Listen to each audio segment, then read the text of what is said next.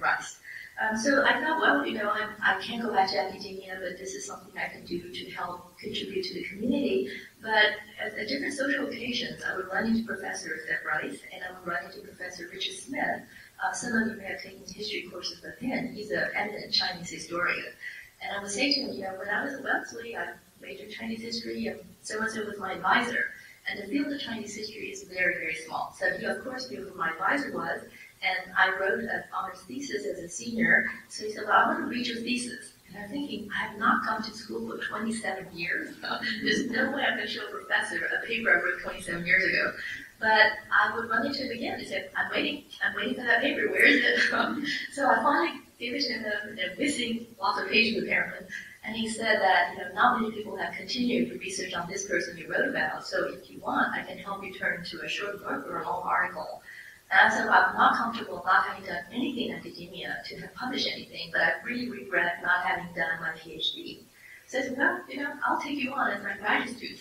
And he said, it'll be a piece of cake. And so when he said that, I really literally thought I could transfer all the credits I had in my graduate years in 1970 and just give it to him. Of course, by the time I started applying, this was not the case. And I had to start taking GRE again. And in the 70s, when you took GRE, it was a math section, the quantitative, and the English section, so I thought I could do it.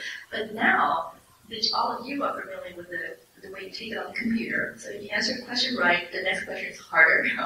And then there's a section that I've never had, at least I've never remembered having, is this probability logic question where you have 6 mannequins and 5 salesmen and 4 scars and 3 hats, and salesman A puts mannequin, hat B on mannequin C, and then by attrition, who's left to do what? And I could never do it. I went through a lot of preparation for that part of the GRE test, but I think I totally flunked it. I answered maybe 2 questions out of 20. But anyway, so I wrote Professor Smith thinking, I'm not sure I can get into Rice. At least this, they'll say this student cannot be logical. But luckily, I guess my other scores were still okay, so I got in. So then it took me about 10 years. I think I began in 2001, and I got my PhD in 2009, 2 years ago. It's been a wonderful process. My classmate, the first day of class, I remember it was under Dr. Carol Quillen, the historiography class. I walked in, and the student who could have been my son's age looked at me and said, are you the instructor? No, I'm just a student like you. But very quickly, as a student, well, my mom did what you did, and she came back to school, and things are fine. So it's been a lot of fun coming back to school, and after getting my PhD in Chinese history, my dissertation was on the man who founded the Chinese Communist Party. And my argument for that paper is that this was a classically trained scholar who was born in 1879, who went through classics education, studied Confucianism, wrote Chinese classic texts. But by 1921, he was so radical, he founded the Communist Chinese Party. And what happened in between? And to me, he was able to meet like-minded friends, basically networks. And he went to Japan to study, and in Japan he found many radical-minded Chinese students who, for the first time in their lives, were able to speak about politics without censorship or without retribution. And from there, of course, I also in Japan he studied Montesquieu, J.S. Mill, he encountered Marx, he encountered anarchism, and he was able to figure out how they can come back, these overseas students can come back to China and popularize what they've learned, and also try to increase literacy in China. One of the biggest problems in Chinese education is that the elite scholars only wrote in an extremely stylized and difficult manner. It's called the 8-legged essay format for writing very, very erudite essays. You have to rhyme a certain way, you have to arrange words in certain ways. If you don't do that, you're just considered a bad scholar. So that really hindered most people from able to do any of this. And as a result, literacy rate was very low in China. So the guy I studied came back, and with another today well-known philosopher friend who also studied overseas, decided to completely change the way language is written in China. Discussions had been going on in the late 19th century about changing the way the written text is written, that instead of using classical format, use a colloquial format, basically write the way you speak, and that would help a lot of people from reading. But it never took off because the standard was still to write in this very formalized way, pass your civil service exam, get an official position in the government, and then you're you're well on your way to fame and glory. So for people to bend in this tract and then to say, oh, I'm going to do that, I'm going to start writing this very colloquial, untested way, is a huge leap of faith. And the politics was such that Chinese political situation was crumbling, so that by the 1920s, most able and radically minded and very intelligent scholars decided we've got to change China. We're now on the right in this colloquial manner, and then we're going to try to just popularize education. So the man I studied was a leader in that movement. So he was able to go from Japan back to China, went back to Japan several times as he was dallying with the Qing government. He was a branded revolutionary. He was often persecuted, but he was able to escape, and then finally came back in 1920 and founded the Chinese Communist Party. So in my dissertation, I used something called network analysis, and I found that toward the later part of my dissertation that there are computer programs that you can use to analyze these data.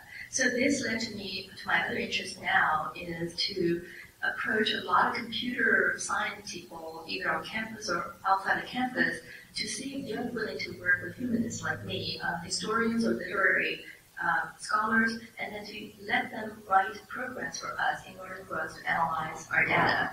And my dissertation will have a component where there are a lot of visualization, where it's networks of friends of this man went from China to Japan, back to China, and his communist associates, and all of this will be visualized. Other things I'm doing at Rice, besides I teach Chinese history from time to time when the history department has a need for a historian to teach that course because we have almost an oversupply of Chinese historians in the history department. I also teach in the PJHD program with a friend of mine, Dr. Diana Strassman, in one of the foundational courses called Poverty, Gender, and Human Capability. And then I also am, as Sophie mentioned, one of the investigators of the Houston Asian-American Archive. And that is a project we started 2 years ago where we interview Asian Americans who live in Houston and then record their oral history about how they came to Houston, what they did, into our archive and uploaded on your library site. And it's kind of moving because we began this as an academic interest, saying that all the major cities in the United States, Houston is the 8th largest in terms of Asian American population. There's no systematic recording of the experiences of these immigrants. So we began academically as an interest, but we met huge, overwhelming support from the community. One of the first men we interviewed is a publisher of the first Chinese newspaper in Houston. And he gave us these boxes full of his first papers because he didn't want them and his children didn't want them. And the London Library loved to have that. We interviewed him in 2010, July, and he passed away in September that year. So that his wife and his children, and even when he was on the deathbed, was very honored to have had his story preserved for posterity, for research, for the future. Since then, we have expanded. We are now going beyond the Chinese American community. We're going to the Japanese, Korean, Indian, Vietnamese American communities, and we're also trying to establish a link with the Cambodian community. And the project is ongoing and just growing very rapidly. And finally, I think my other interest is, as I said, we're starting a workshop. If any of you is interested, in April, I'm having 6 computer/literary experts come down to start a workshop actually in this very room to teach us how to use different computer softwares to analyze literature and history. So other than that, I think I am almost open for questions. I think the only thing I want to say is that as a young woman, it is very difficult how to shape your life. And as much as we'd like to say there is equality, marriage, children, the home duties are still issues that we tackle with. And I had made a decision when I married my husband and realized I was going to a traditional family that I would just give up my academic career and then stay home. Because in the end of my very complicated situation, it was the best course of action. I remember my friend from college or graduate school writing me, said, what about your academic career? Aren't you ever going to go back? I said, I really don't know, and time will tell. And I'm very happy to have come back. And I remember my very first meeting the Asian Association, the Association of Asian Studies, where all of us Asianists meet once a year. I ran into my advisor from college, and she said, Anne, do you have any regrets? And just don't ever look back. And I said, I don't have regrets, and I'm not going to go back and say, had I done this, would I have this outcome? And my daughter, who is who has a baby. The baby's 19 months old. She is a full-time career woman in New York on Wall Street. And she has a very nice, good nanny to be able to take care of the baby. But I see in every young woman's life, this is still an issue that we have to deal with. And ideally, we would have a very supportive husband who can share all this in 50-50, but would a workplace accept that? I'm not sure. So I think the only thing I can say is, whatever it is that you decide on, decide with your heart. Because once you decide with your heart, you really do not you won't regret, you won't look back and say, I wish I did it differently. And then whatever it is you choose, really follow with passion. Because I still wake up every morning totally energized about being able to study Chinese history, and also on the side being able to help some of those organizations that I'm involved with. So with that, I leave you for questions. Thank you very much.